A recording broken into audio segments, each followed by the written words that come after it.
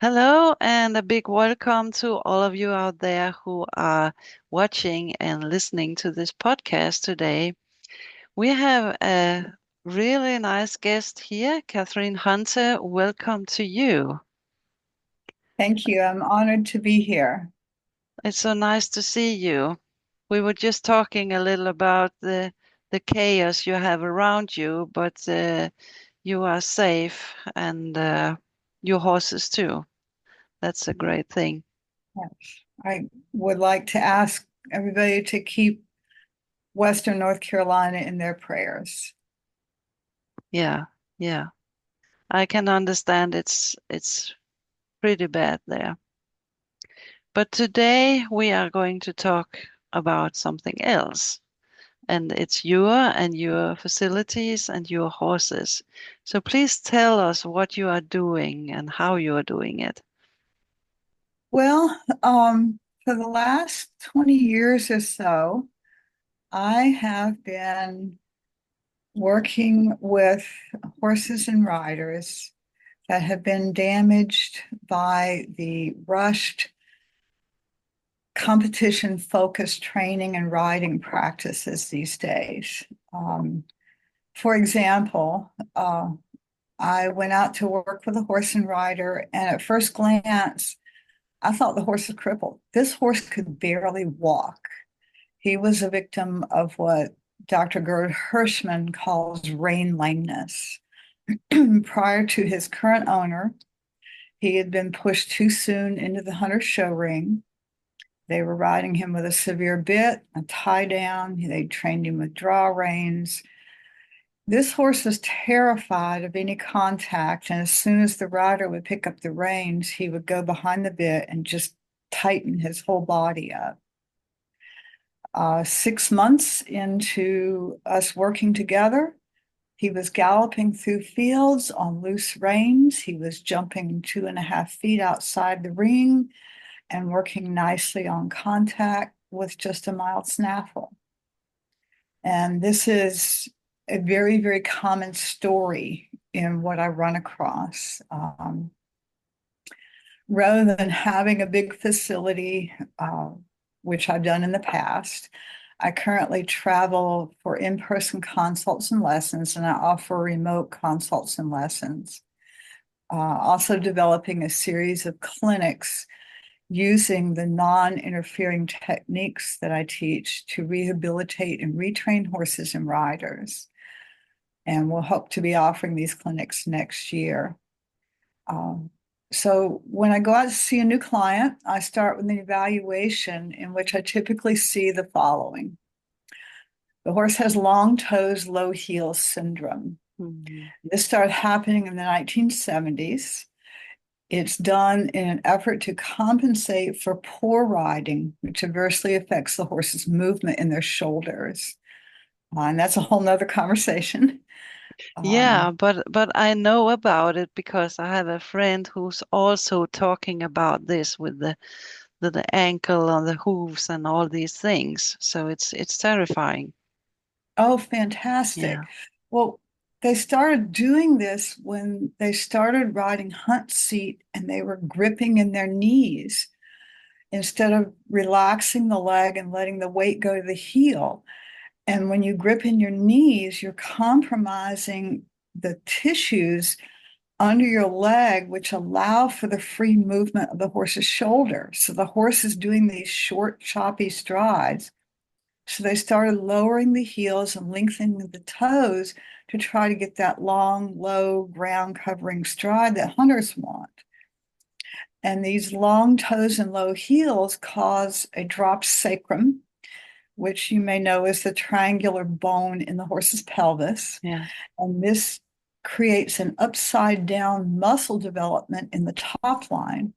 Notice there's a lot of conversation around top line development in the internet today. And the long toes, low heels is causing a lot of that problem, as well as the hyperflexion and the overuse of contact and the riding from front to back instead of back to front. So another thing that I see is this hyperflexion or too early or too much contact or collection.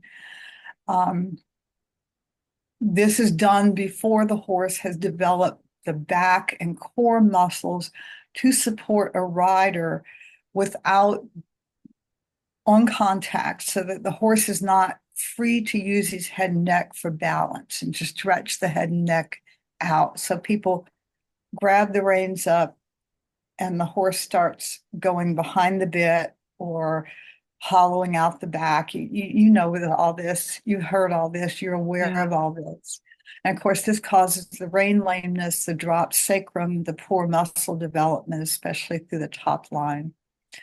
And then the other thing that I see that's really common, another thing is horses push too fast in training, jumping young horses, asking for too much contact, too much collection. I was called out to work on a lovely Andalusian who had been taught supposedly Grand Prix level collection at age 5.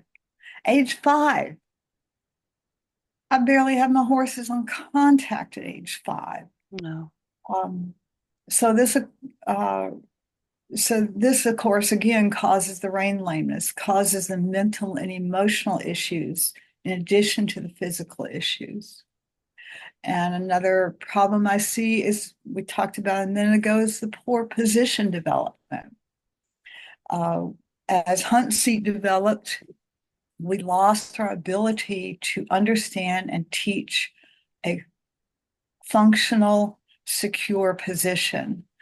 So riders are using their knees and their hands to hold on, and this, of course, causes poor movement in the horse. It causes rein lameness in the horses, and it creates a great deal of fear in our riders because they're top heavy. They have no base of support down in the depth of their leg. They don't have a long, deep leg.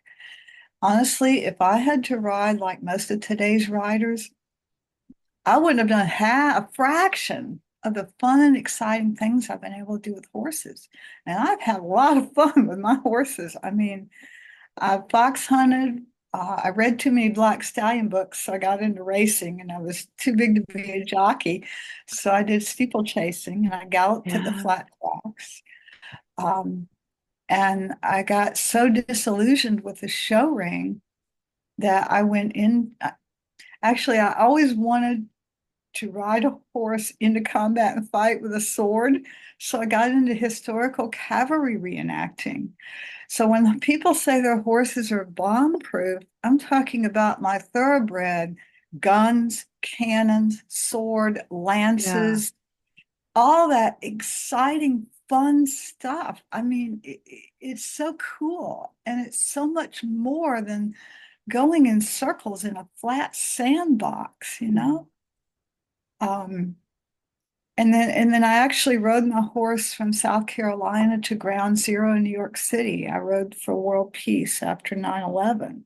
And that was a thoroughbred I rode. He didn't look at a thing except the white painted lines on the road. I mean, nothing fazed this horse. Yeah. So if this is possible, if I grew up doing all this, and I've done all this in my lifetime on a thoroughbred and nothing but a plain mild snaffle, what happened? How did we get here? Why is the internet full of conversations about these problems? So I just completed the manuscript from my next book talking about these problems and proposing a solution that we all already have in our toolbox. It's already there. So the main reason, and I think you've had podcasts, people talking about this, and there's a lot of this conversation. One of the main reasons for a lot of these problems we're having today is a lack of a proven systematic approach to training horses and teaching riding. As we moved into competition focused industry, we lost a lot of our traditional proven knowledge, and we begin basing our training on form over function and quick short-term results in order to win in the show ring. You know this. Most good horsemen and women today know this. Yes. Uh, the show ring became our measuring stick. And you know, as well as most good horsemen and women out there, We know the show ring is and never has been a sound judge of good horsemanship. It is a snippet of somebody's opinion for what looks, for what is they're seeing at the moment. So, in researching this book, and the book's title is Selling Our Horses' Souls. And in the research, I found 6 major changes that happened in the industry in the 70s, 80s, and 90s. And these changes, especially in the US, are the rise of the middle class created a large increase of horse ownership among amateurs who have never before been exposed to horses and knew nothing about them. Okay, they're city dwellers. Okay. For the first time in history, the middle and lower classes could view high-level equestrian competitions through television. They decided that that's what they wanted. That's how they wanted to ride.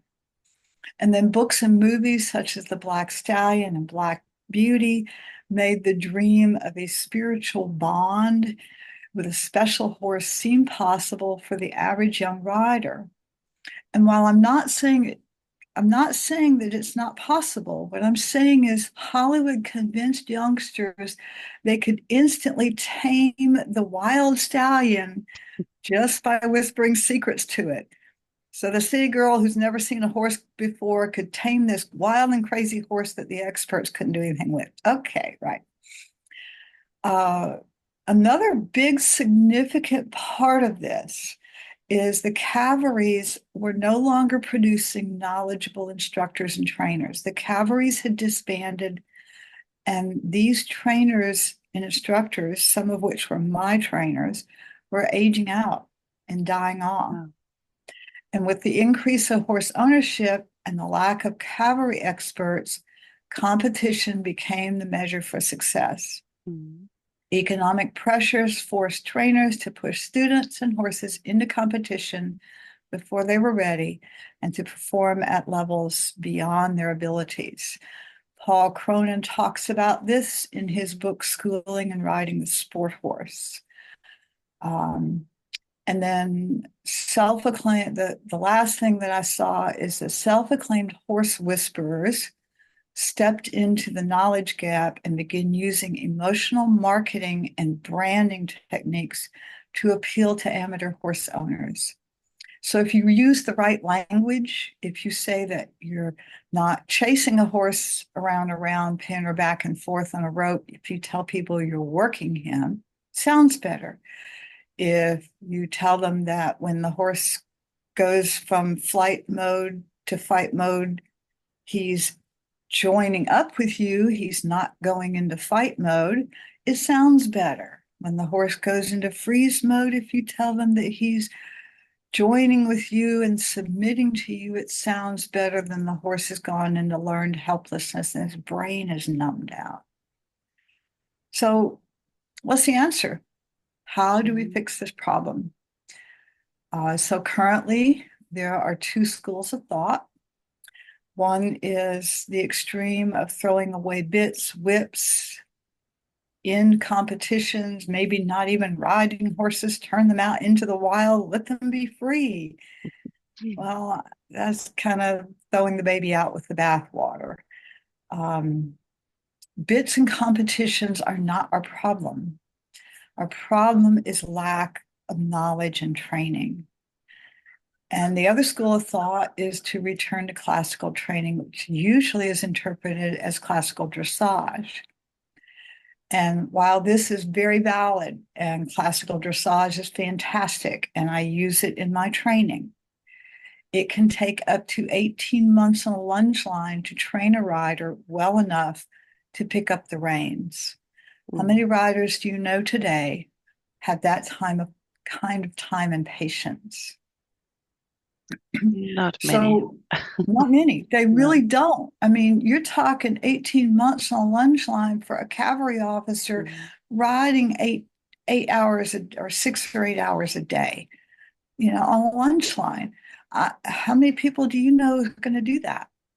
So the system that I train is designed For the average person on a schooled horse within 15 to 20 lessons, somebody who's never been on a horse, in 15 to 20 lessons, are walking, trotting, cantering, and jumping 2.5 feet, both inside and outside the ring, with success.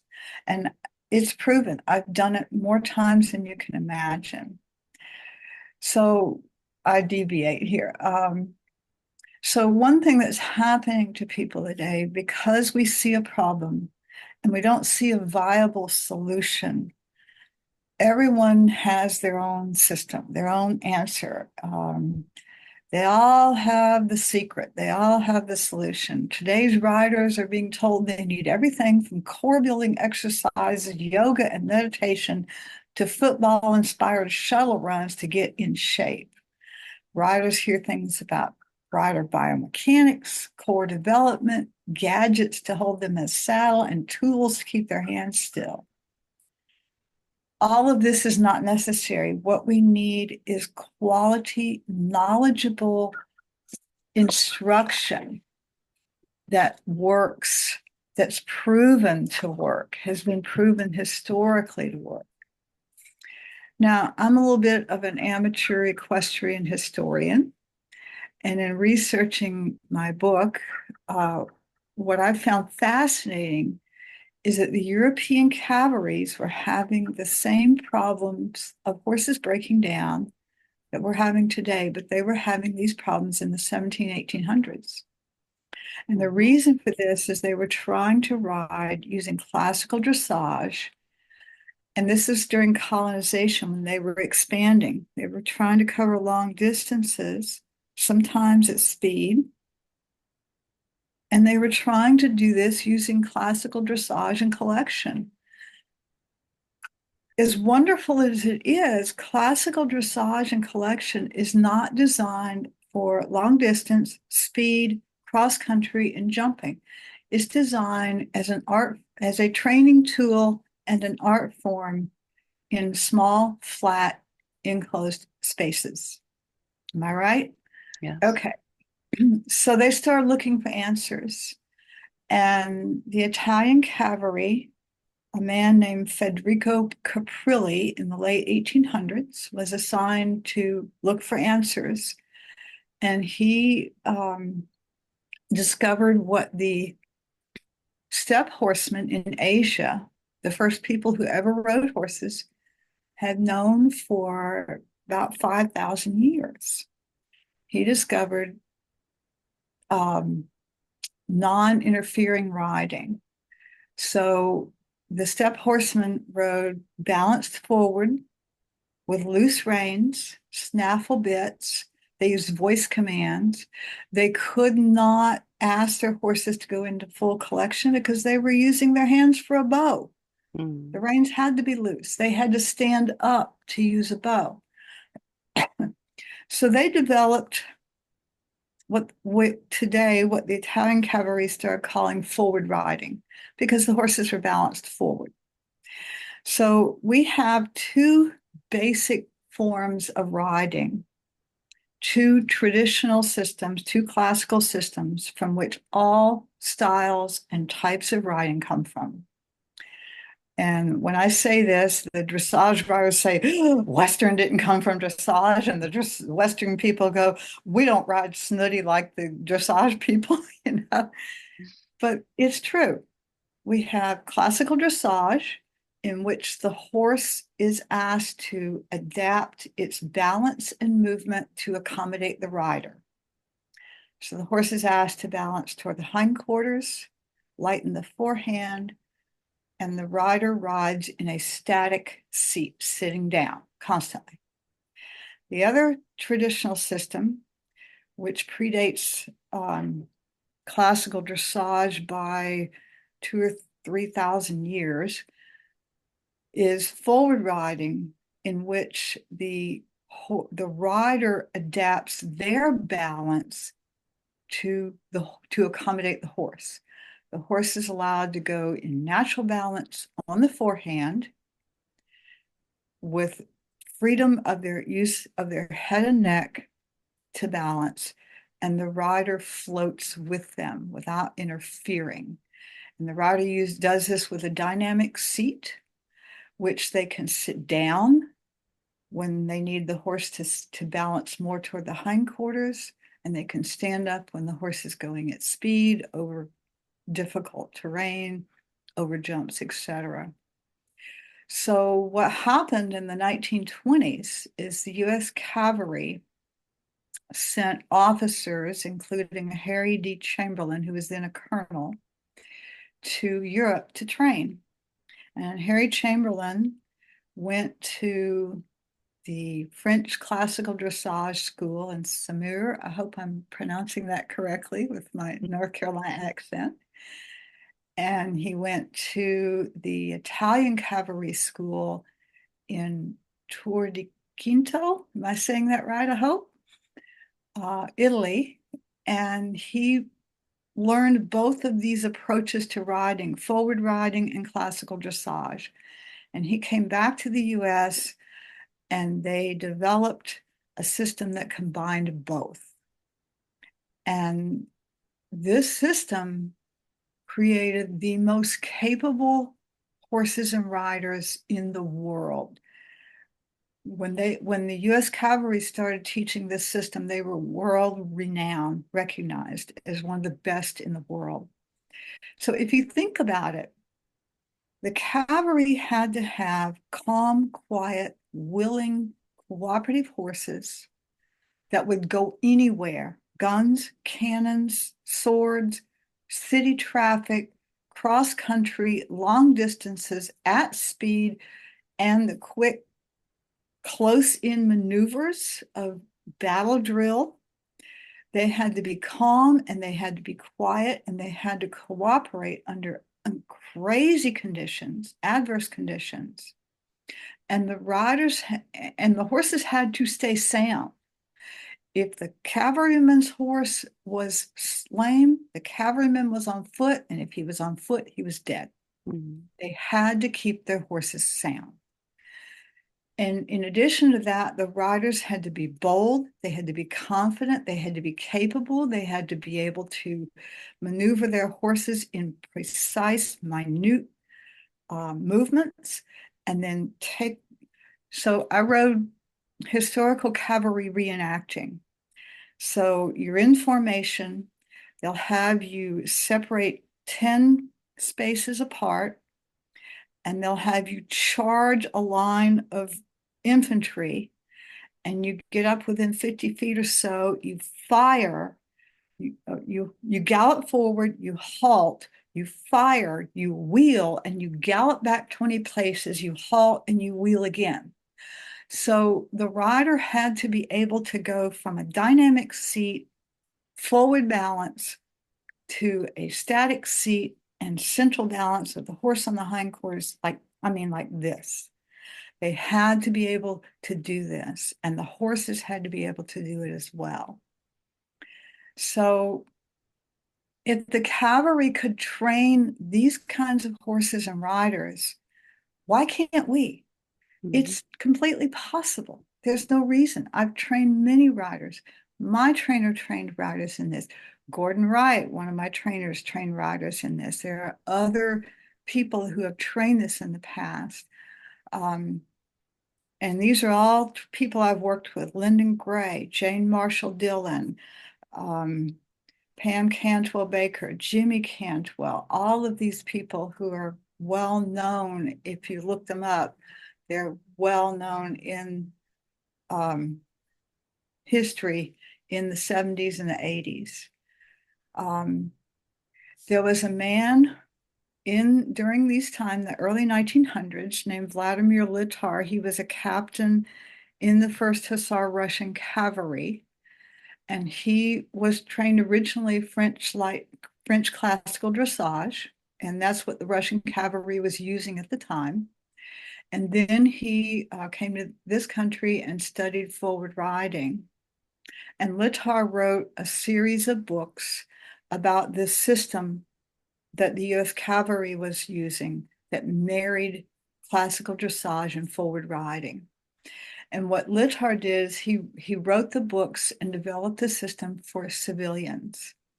And he did three things that the cavalry had not done that made it a genius approach for training.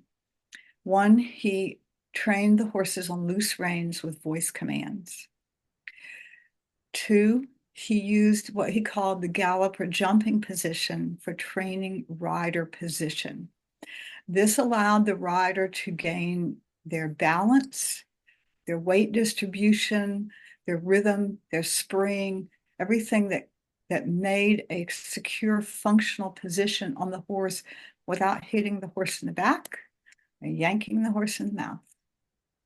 The third thing he did is what he called stabilization of the horse.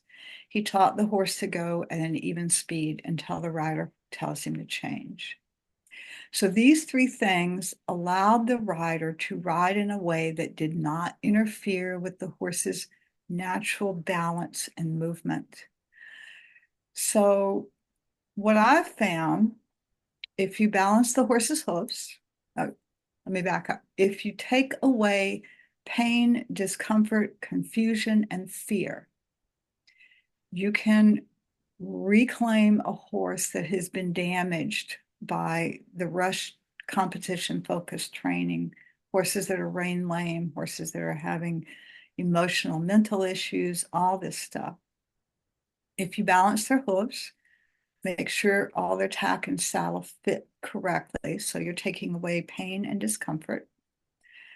If you teach a functional, non-interfering position and you use loose reins and stabilization, you can reteach the horse how to move healthily, how to balance themselves and their rider. It allows the horse to rebuild quality muscles. It allows them to rebuild their emotional and mental states so that they can trust again. It is based on letting go and developing real trust between horse and rider, not something that's marketed through nice words, but something that's real, something that allows a thoroughbred to ride to New York City through tunnels and across bridges you wouldn't believe, allows my thoroughbred to stand next to cannons going off so still I can drop the reins on his neck and take pictures, and I never, ever, ever desensitize that horse. I don't need desensitization. So the horse is built on real trust. The horse trusts the rider not to jerk its mouth, not to prevent it from being able to balance, not to slam around its back, not to grab its sides, not to ask the horse to do anything the horse is not physically, mentally, or emotionally ready to do. The rider trusts the horse to follow their signals, to listen, to not get spooky, to not get stupid. It reduces and eliminates spookiness because the horse truly trusts the rider.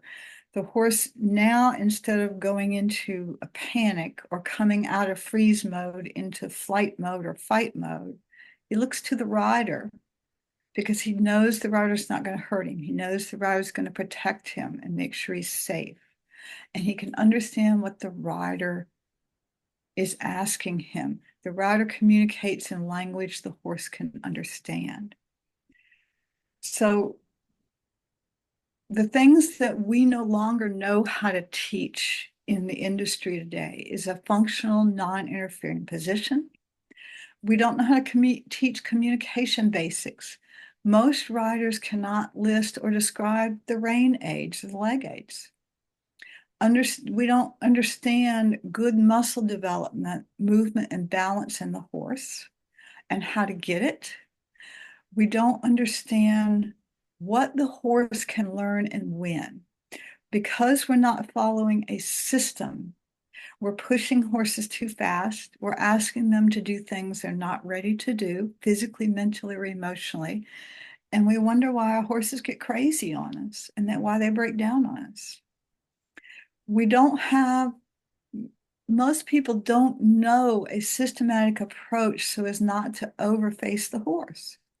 And what we're winding up with is bits and pieces of training. I know some of your podcasts, I did my homework, uh, talked about cross-training horses and riders. Yes, all the old school horsemen, DeComfy, Gerd Hirschman, Littar, Chamberlain, all of these people will tell you you can't just go in circles in the sandbox. You've got to get out. You have to gallop across country. You have to jump. You have to go up and down hills. This is what creates a true horse and rider.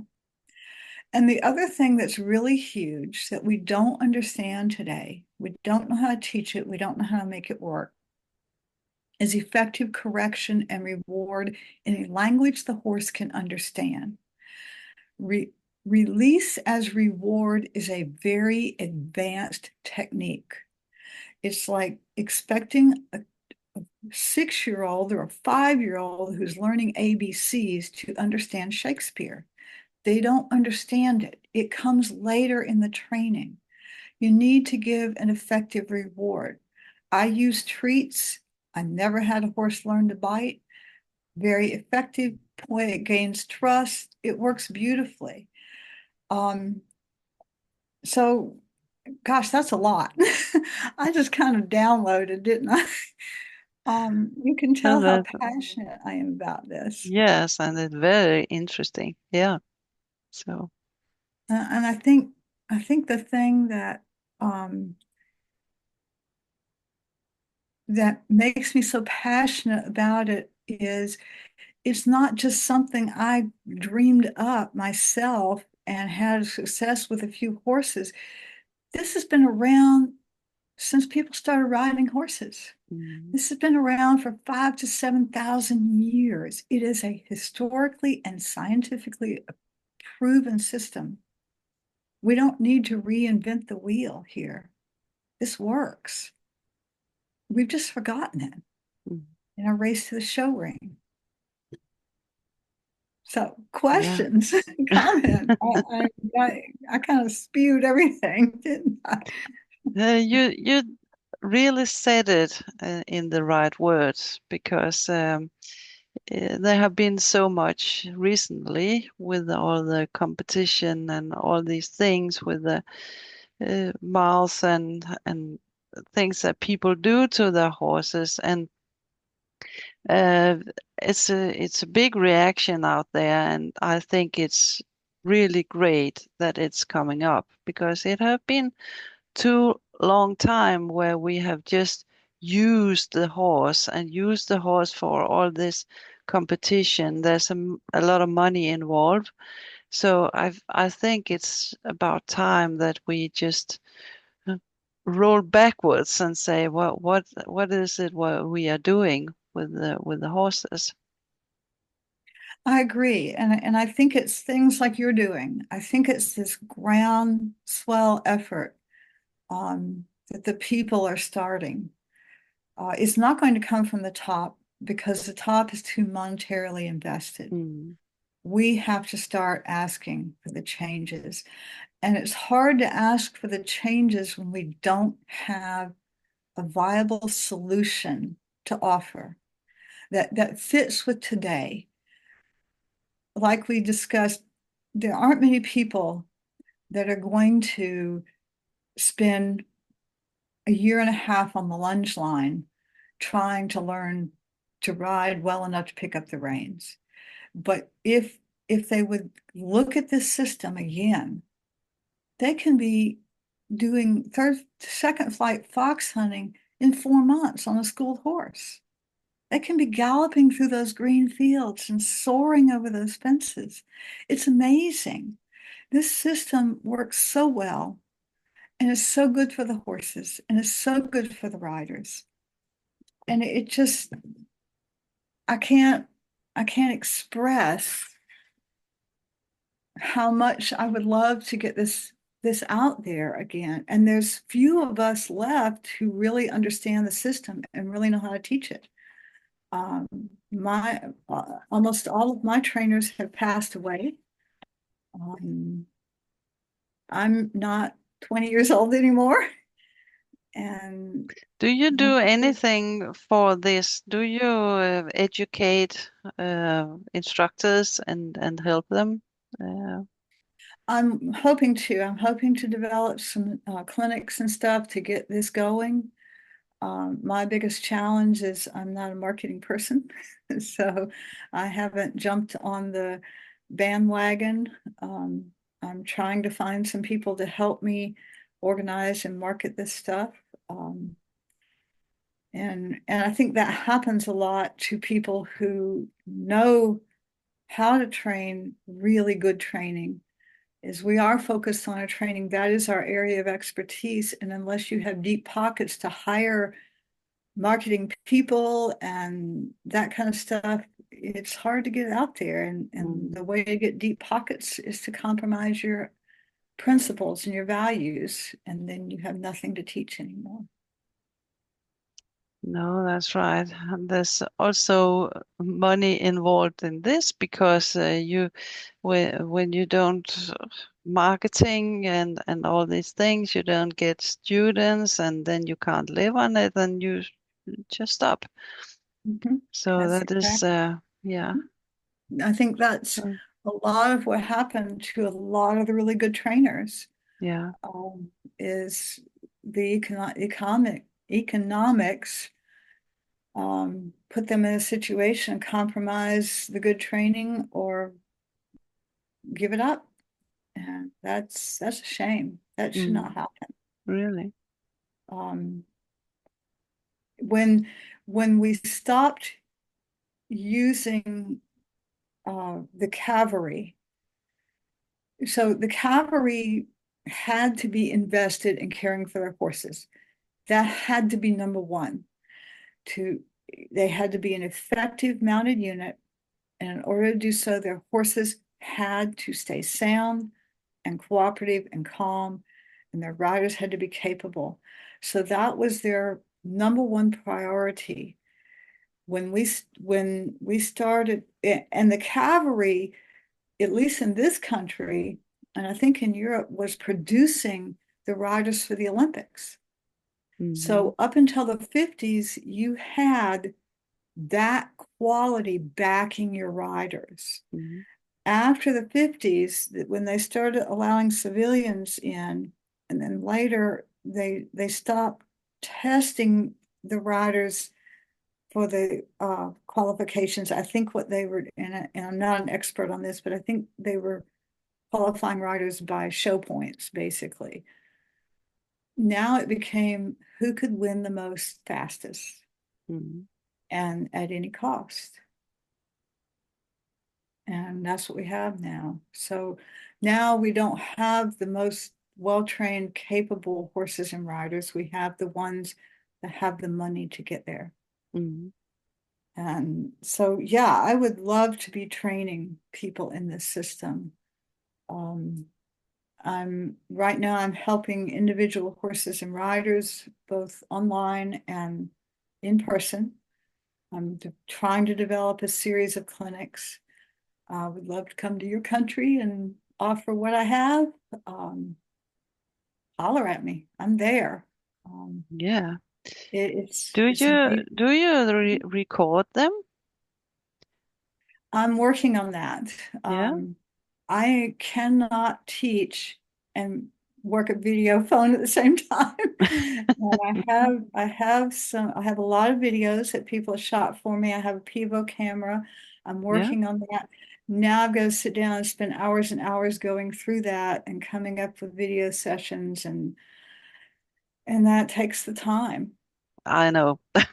Yeah, I I know. know you Yeah. do. People don't, they think, oh, you just sit down for an hour. No. No. Yeah, but you should do it to keep the knowledge and carry it on, leave a legacy, so to speak. Um, that would be a good thing. Well, I'm hoping this current book will um, call attention to the fact, it will vocalize the problem. People like Gerd Hirschman, who wrote Tug of War and Balancing Act and some other books, have been calling attention to the problem in dressage. This book is a little bit more focused toward the hunter-jumper world. It does include the problems we're having throughout the industry. And then the book coming after this one will be how to use the system. It'll break down the system, how to train it, how to use it to rehabilitate horses, how to use it to train horses and riders. And there'll be 2 or 3 books afterward in the different levels, because there's basically 3 levels in this system, and from there you go into Grand Prix level. So you have your what Litar called an elementary level, which is basically your beginners, where you're using the loose reins and the gallop position. You're developing secure position, you're developing communication basics, you're developing quality of movement in the horse. And then the second level is what he called intermediate level. When you pick up the reins, you start riding on light contact. And the third level is what he called the advanced level, when you're riding with on the bit, semi-collection, flexions, and that sort of thing. And then from there, you shift from forward riding into central balance or collection, Grand Prix level, dressage, and that sort of thing. But most riders never need to go beyond the first or second level to No. get to fully accomplish everything they ever wanted to do with Mm. horses. Mm. I mean, you can fox hunt in first level on a schooled horse. You Mm. can fox hunt very successfully first flight in the early parts of the second level. It's wonderful, and it doesn't hurt your horse, and it's fun. You get to do all kinds of fun things, you know? Mm. Yeah, and we forget that when there's Mhm. a lot of competition. You're nervous when you go to competition. Your horse is nervous. Everything is like that. So we forget to have fun. I have talked to a lot of ladies that say, "Yeah, yeah, I'm so bad. I can't do that, and I can't do that." But as I said, forget that. Just be you and be together with the horse. Have fun. A lot of Oh, us have forgot that. I love that you said that. You're exactly right. I've been to these shows, and these poor kids, there's so much stress and Mm, pressure on them. mm, That's not right. Why are we doing that? Honestly, I think it's because riders aren't aware that there's so many other fun things they could be doing with their horses. They want to justify all the cost and expense, so they're going into the show ring. yeah. And there are other things you can be doing with your horses and having a whole lot more fun Mm, than that. that's right. So But you have students. Do they come with their own horses, or you have horses as well? You I used to have a big barn and lesson horses and all that stuff. And frankly, I had some health problems from horse accidents. And so, because I was trying to fix everybody's messed up horses. mm, Only time I really got hurt is when I was on somebody's messed up horse. And so currently I travel and help individuals with their horses okay. uh, in Western North Carolina, Eastern Tennessee, and upstate South Carolina. Um, and then I'm willing to travel anywhere on planet Earth, especially to offer clinics. So if you have groups that are interested in exploring this kind of riding and non-interfering interference techniques riding, and I'm happy to go. I also do remote consults and remote lessons. In this day of Pivo and technology, yeah, we can have a great time. That's I can great. be Yeah, very effective, yes. Mhm. it's really great with all these techniques. You can help all Mhm. in all over the world. Thank goodness, because we need Yeah, it. yeah, I'm sure. Yeah. thank you so much for coming here today. It was really fantastic to hear and a lot of history and we missed that as well. I think we are a little bit just like this. History Yeah. is not common to riders, but it should be. It should be. Yes, Mm. we need to not forget what we've learned Mm.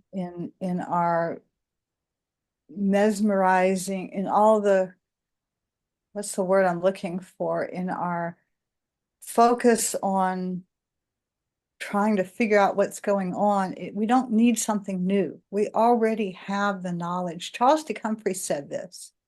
We don't we don't need new gimmicks. We don't need new gadgets. We don't need all these bits and pieces. We need a whole, complete, proven, scientifically, historically proven system that works, is already working. We just need to follow it. And that's our problem, is we're just not following what we already know. Um, That's so right. is there a way to offer my contact information um, for anybody who is interested in pursuing some of this? Yes, you are welcome, and you can explain it here, and we will share your links as well. So Thank you. Okay. yeah. Well, my company is called Sacred Connections Horsemanship. Sacredconnectionshorsemanship.com, or you can email me at sacredconnectionshorsemanship@gmail. Um, and you can find my phone number on the website. Happy to talk to you. Happy to send you information if you want to host a clinic. We're in the process of redoing the website. And um, I do post on Facebook page when I have the time and the energy to do so. um, and yeah, I just want to help. This is not something I'm doing because of the money, obviously. This is my passion. This Mm. is the reason I'm in this lifetime. This is my gift to the world. This is why I'm here. Um, to help the world remember this. There are so many people out there who want to end the slaughter of horses, but they're not willing to do the work to change what's causing the slaughter. And we're throwing away horses by the thousands, Mm. and we're not willing to change what we're doing that's causing that. No. We will spread the words, and hopefully there is a lot of people out there who are thinking like us. Fortunately, so it's coming more and more. You know, you can't continue in this way. There's so much in it. Also, as you said, uh, I know that warm bloods horses, they have an what you call it, age of 8 that is common, because there are so many young horses dying, and yeah, when they are getting until 8 years, they are uh, they have been used too much and they have so much Yeah, damage in their bodies. So it's, right. yeah. That's And criminal. Yeah. yeah, So, and so for nothing I, else, that the economic, it's not cheap to buy a warm blood horse, and then you will use it in the wrong way, and certainly you don't have a horse anymore. That is terrible. well, I bought my first horse when I was 15. She was 2-year-old thoroughbred. I know, but I knew what I was doing. And my mom was a trainer. Yeah. So I buried her when she was 31. I buried her Wow. son at age 30. He was my cavalry mount. He's the one I moved to New York. My mother buried her horse that she got when he was 7. She buried him at age 36. This is how it should go. Yeah. The horse should last a lot. I rode Count up into his 20s. Mm, You know, my mom rode her horse Shadow up into his 20s. mm, He was giving lessons. Horses used up at eight, especially warm bloods, they're just getting started at age 8. yes. That's Yes. criminal. Yeah. But we could talk all day.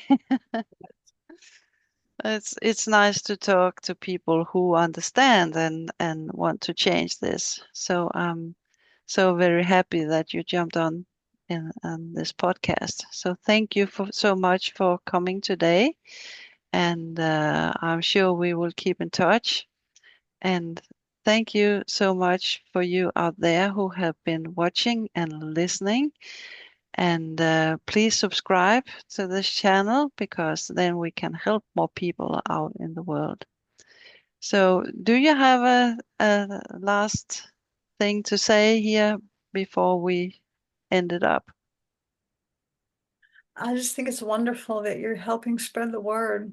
And I think it's wonderful how many people are responding to this. And oh, you know who you need to talk to is Bob Woods. He's on Facebook, Bob Woods Horses for Life. He is forming an organization around this topic and finding solutions for the topic. I will send you a link. Thank you He so much. understands, yeah, he understands the system, and we don't see eye to eye on everything, but he's Mhm. pretty good. Thank you so much. I Thank enjoyed you. it. Thank you for being here today and have a nice day. Bye bye. Bye.